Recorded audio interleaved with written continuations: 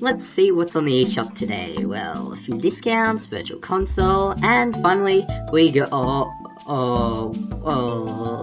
What is it, Cooper? There's this game called Senran Kagura, and well, it's rather. You shouldn't judge things just because the name seems weird to you. Just let me see. Listen, Cooper, I'm sure Nintendo wouldn't pass anything too bad. You know, we can't judge this quite yet. We haven't even seen the trailer. Let's just hope that's redeeming.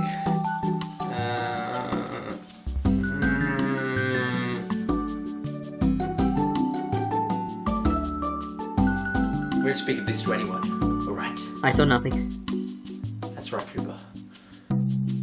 That's right. I'm just gonna go burn this.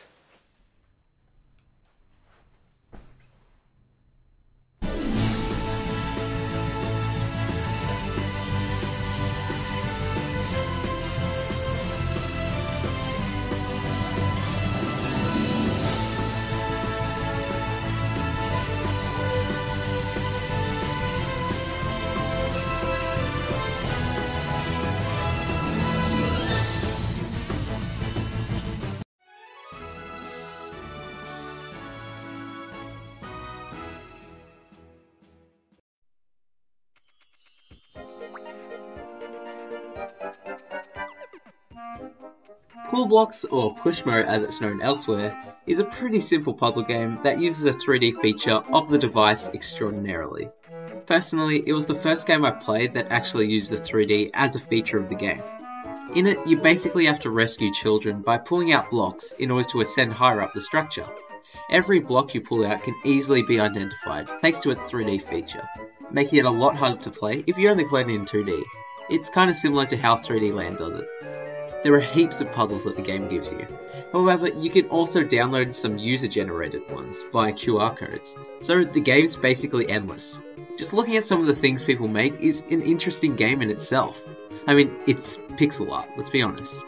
Of course, you can always make your own, however, if you're anything like me, you'll probably want to stick to downloading them. Yeah, not my best. Is that meant to be a duck?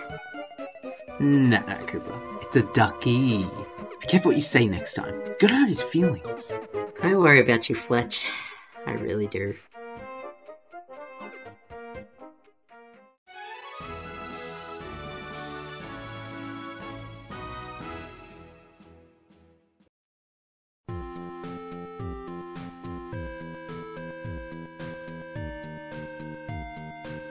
Cave Story is quite amazing if you think about it.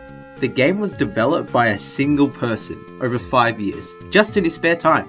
And if you didn't know this, you could easily think the game was developed by a full-on company. It's that impressive. Everything from the graphics, soundtrack, gameplay, everything. It was all made by a single guy.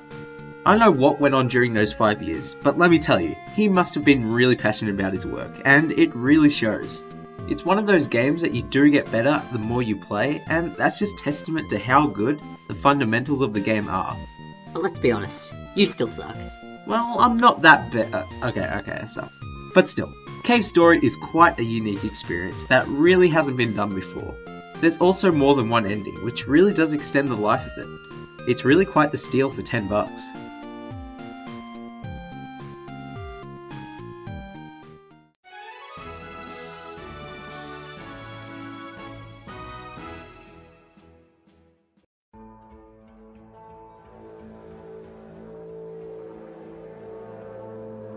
The reason why SteamWorld Dig manages to succeed in almost every aspect is because of the sense of progression you get throughout its entirety.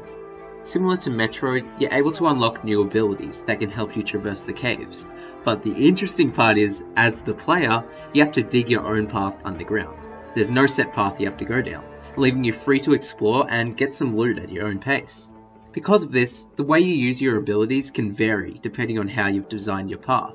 And trust me when I say it, your experience will be completely different to everyone else. SteamWorld Dig actually randomizes its layout every time you play through it, making speedruns and just normal general playthroughs even more interesting. Definitely pick this up if you haven't yet. It's a real icon for the eShop.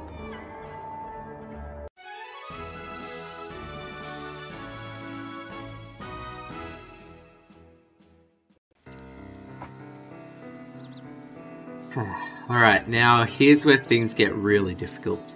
Attack of the Friday Monsters is undoubtedly not for everyone and probably isn't the second best eShop game. The game consists of you running around and talking to people, and then sometimes playing rock paper scissors. That's basically it. The story it's trying to tell isn't some incredible epic about monsters fighting. Not at all, really. The story it's trying to tell is simple, and it just encapsulates the feeling of wonder associated with childhood and managed to charm me to death. Everything from the characters to the narrator is done from the perspective of a child, making it incredibly relatable for all of us. And, well, that's basically all I can tell you. Wait, that's your grand explanation as to why you think this is better than SteamWorld Dig, Pullblox, and Cave Story? Come on, give us a real explanation. I'm serious, Cooper. I don't know what else to say. I can't justify why this is number 2 on my list. I just found the experience so endearing, as it captures the mindset of a child so perfectly. I guess the only real help I can give you is that if you think you'll enjoy it, you probably will. And if not, then you'll probably hate it. Simple as that. It's purely preference, and in my case, I absolutely love it. I wish I could tell you why, but I'm not really sure myself. Just try to trust me on this one.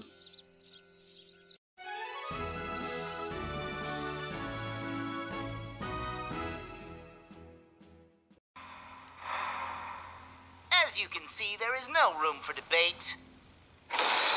Objection!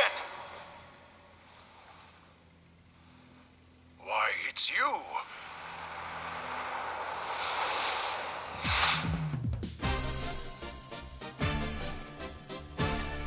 Now I know this is the kind of game that could be a retail game, but technically it's an eShop game, so I decided to make an exception. Dual Destinies is worth every single cent. Undoubtedly the best game on the eShop in my eyes. I won't spoil anything, but just let me say, the story is amazing, even by Ace Attorney standards. The court proceedings, I'd say, are even better than past games, as the characters are so much more expressive and really show off their personalities. A massive reason as to why I love the series. The cases are all engaging, and the anime cutscenes are a nice touch. But does anyone think Von Karma's objection and Black Quill's objection should have switched? If you don't know what I'm talking about, don't worry, but if you do, what do you reckon? But anyway, I've really skewed off topic there. So if you haven't played an Ace Attorney game, I suggest you do so immediately, and even if you haven't played past games, you can easily enter the series through Dual Destinies. You won't regret it. Anyway, that's my list for the top 3DS games on the eShop. If you're from the future, make sure to check out my top 5 Wii U eShop games that will be coming next week. Well, at least at the time of me recording. So yeah, not next week for you, but for me right now, it'll be next week. Well, technically it might be next week for you if you're watching this right now on day 1, which is the time I'm now talking at, but that probably wouldn't be possible unless you're behind me, so yeah. I think what he's trying to say is click the button. Yeah, that's it. Thanks, Cooper.